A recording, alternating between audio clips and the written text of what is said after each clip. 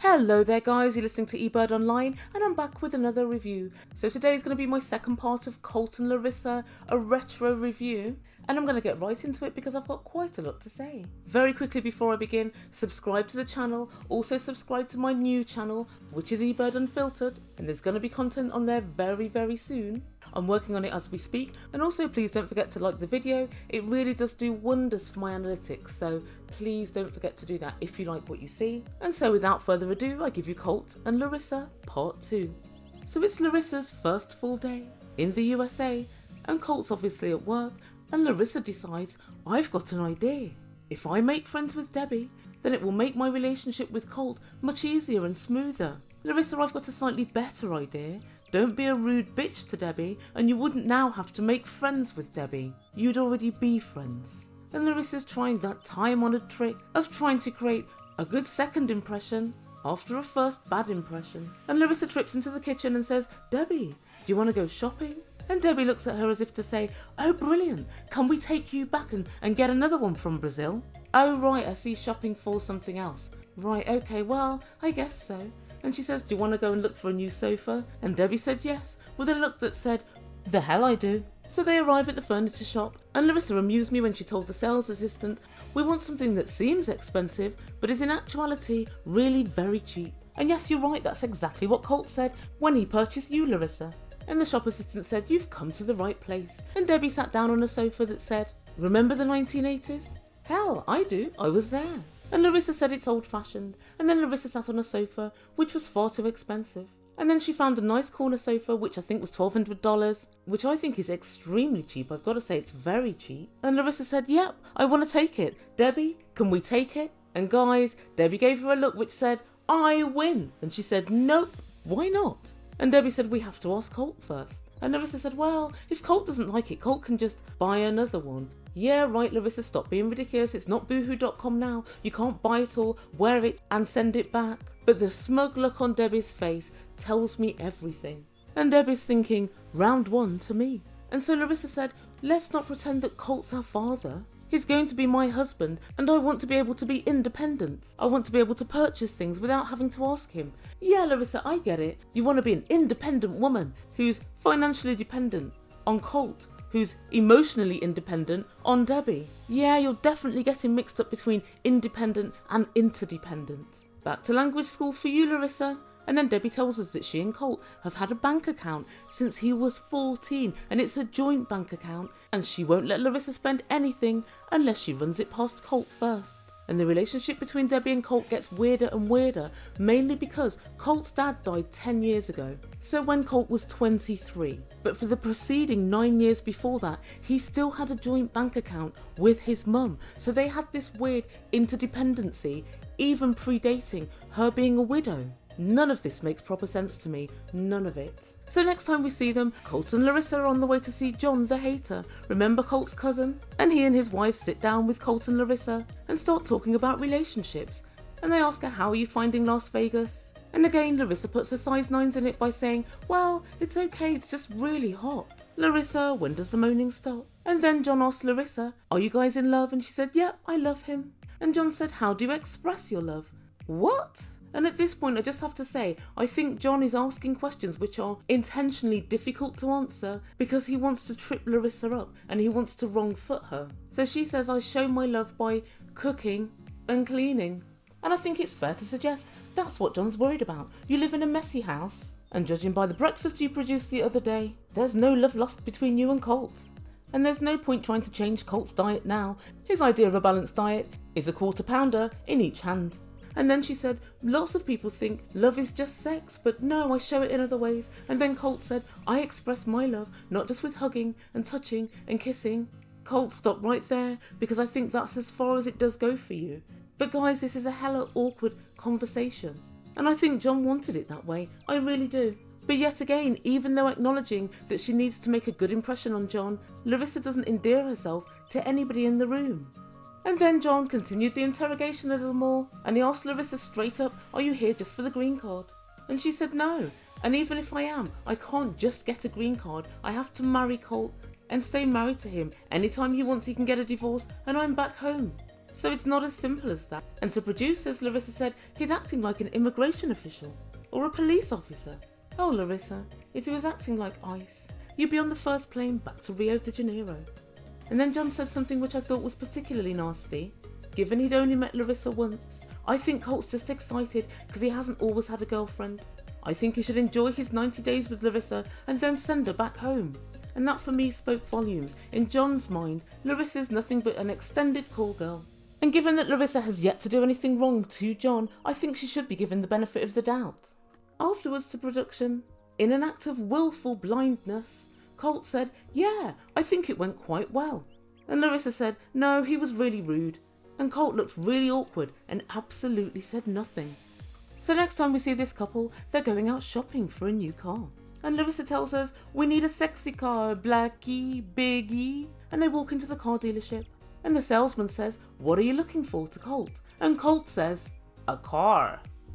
Oh, good Lord, Colt. He knows you want a car. What kind of car are you looking for? Larrisa takes the reins. We want something big. We want something amazing. I want something black. And the guy says, I've got just the car for you. And he drives round a black 4x4. Oh, amazing. Larrisa loves this car. And she sits in and she's stroking it. And she said, it's such an amazing, beautiful car. You look like a millionaire. And Colt said, how much is it? And the guy said it starts at 23,000. And she said, it's cheapy. And Larrisa is more effusive about this car than anything since she got to the States, including Colt. Colt carefully explains his budget is 10,000, and I think that's an exaggeration. And so the salesman evicts them from the car immediately, and he drives over a much smaller red car, and Larrisa hates this car on sight. But Colt explains to her, we have a lot to pay for in the next 90 days. We have a whole wedding. We can't afford a big car. Colt, here's your chance. Here's what you should do. Let's get a halfway decent car and let Larrisa know that Elvis is going to be marrying you with some comedy vows for $50. And I think given this choice, Larrisa would plump for the car every time. And as they sit in this little red car, she said, Colty, you are a big guy. You need a big car. People should say, Colty is coming. But Colt's immovable. He doesn't want to buy this car, or any car in fact, and Colt, it seems, is very happy with his old banger. He likes his old car as well. Sorry guys. And so they leave the car lot. And the next time we see these guys, Colt's taking Larrisa for a big surprise. Message for Colt, a surprise that you don't like is a shock. And Colt lets us know he's going to propose. He tells us he gave her a ringless proposal in Brazil. How romantic. And so today he wants to present her with her engagement ring. And Colt's taking Larrisa to Las Vegas's highest building. Where better to take a person who's scared of heights? What? Yes, apparently Larrisa has a phobia of heights. And as they get in the lift, Larrisa looks worried and Colt tells her, oh, you'll be okay. And she says, I don't like high places. He says, Larrisa, don't worry. When you see the view, you'll be okay. Colt, everybody knows that's going to make it worse. She's sitting in a restaurant. She has a sheer 3,000 foot drop one way and you the other way. Nevertheless, Larrisa chose to look out of the window. And it's the first time I've heard Larrisa be quiet. She looks slightly green. And guys, between you and me, I think Colt took her here on purpose. So instead of having to have dinner, he knew she'd feel really ill and he'd only have to buy drinks. They sit down and have a drink. And Larissa's extremely quiet, and he says, I know, let's get up and walk around. They walk around for about 2 minutes, and he says to her, do you feel better? No, we're still 3,000 feet in the air. Colt, do you imagine that Larissa's gotten rid of a lifelong phobia after 2 minutes? And then he proposes to her with a bling wedding ring, and she seems very happy. They tell each other they love each other. Lie, lie. And Larrisa admires the ring. She describes it as classic, interesting. And Colt wants to share his good news with all his family and friends. So they drive home and tell Debbie. And Colt says, I think she'll be very happy. Colt, are you delusional or are you just freaking stupid? Sometimes I can't work it out. Debbie's asleep, but nevertheless they wake her up to tell her the good news. She smiles, but her reaction was muted, to say the least. And now that they've told all their family and friends, they settle in for the night and start planning their celebration dinner. And the next night, they go on this celebration dinner. Who's there? Colt, of course. Larrisa, yep. And Debbie, who else? Just those three. And they're on the way to a Brazilian restaurant. And guys, it isn't lost on me that when they go to this restaurant, Debbie has to sit in the back of the car. And all these little telltale signs make me realise that Debbie's becoming more and more resentful of Larissa as the days go by. And Larissa tells us she can't wait to eat Brazilian food. She hates Debbie's food, it's like hospital food. Nearly but not quite, it's like prison food. Both of them are just getting you ready for what's to come, Larissa. And they go to celebrate their engagement. And as they're sitting in the restaurant, Larissa has a chat to the waiter and he tells them this food is great food and it's just like Brazil. And they do really like the food and they really like the atmosphere. And talk turns to the wedding venue. And Larissa said, I'd love to have my wedding somewhere like this. And Colt says, oh no, it's far too expensive. And Debbie, who asked you? Well, Debbie's done her maths. She says if you have 10 people, 10? Where are you getting 10 from? It seems to me that Colt only knows you, his cousin and his wife. But anyway, and Debbie says, if you have 10 people and you bring them here and it's $50 a head, it's going to be expensive. No, it's not, Debbie. It's going to be $500. And I don't think anybody could describe a $500 wedding an expensive wedding, except maybe Colt and Debbie. And it seems to me Colt has champagne lips, but Pepsi Cola pockets. And Larissa's a little bit down and they have a chat to production. And in this chat, Colt tells Larissa that he's 97% sure that he wants to marry her. What? So one day after proposing, you've dropped your surety level by 3%. Working by this mathematics and supposing they get married the week before the 90 days is up, he will be minus 10% sure by the day of the wedding. That's a recipe for success, I think we can all agree. Unsurprisingly, Larissa's not very happy. And then they decide to go to look at different wedding venues. And they walk into what looks like a really nice restaurant. And they talk to the server. And they tell her what they're looking for, a very small and intimate wedding. And she's explaining how everything works. And Colt looks at her and says, oh, I like your glasses. And she says, thank you. Well, Larissa doesn't like this one bit and her face turns to stone. And she tells us Colty is a womanizer. And they go and sit down and wait for the server to bring them over some sample cake. And she takes the opportunity to tell Colt, you're an attention whore. He denies this completely. And I don't really know what to make of all this because she was wearing the same glasses as Colt. So I think it was his idea of geek humour, but maybe it was a geek flirt. And this to me is the first time that we've heard Colt is a womanizer, and this is a thread which runs through their story for the whole of the season. And the server walks through and she shows them a big room with lots of tables, and she says we can make this smaller, we can close these double doors and we can take a few tables out. Hi there server, Ebird's got a suggestion. See that tiny balcony? Put a table out there with 3 place settings and I think you've pretty much covered it for this wedding reception. And that, guys, is where we leave the story for this episode. So what do we make of all this?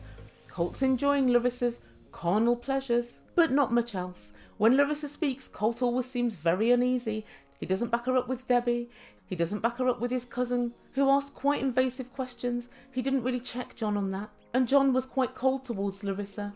And Colt pretended he didn't notice, and we know he did. And Colt decided to propose to Larissa somewhere obviously he wanted to propose, in a tall building, knowing that she's scared of heights. Colt, when somebody has a phobia, it is a phobia, it's not something you're going to just get over.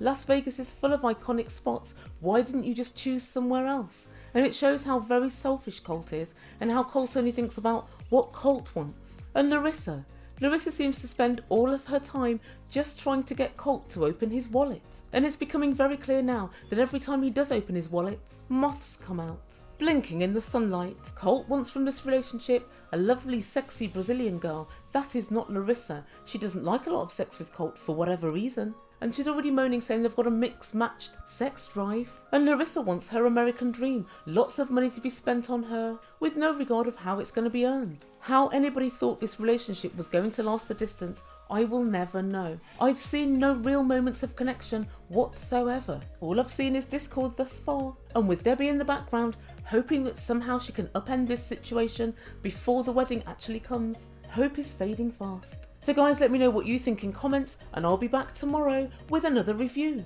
Please don't forget to subscribe to my channel if you've yet to do so. Press that big red subscribe button. And one of my subscribers has said today that you guys would like me to review more couples from this season. I'm kind of a little bit interested in Kalani and Asuelu's story, so if that's something that's of interest to you, please let me know in comments, and I'll see you soon. Thanks so much for listening, and thanks guys so much for all your support. You've been listening to Ebird Online. Ciao for now.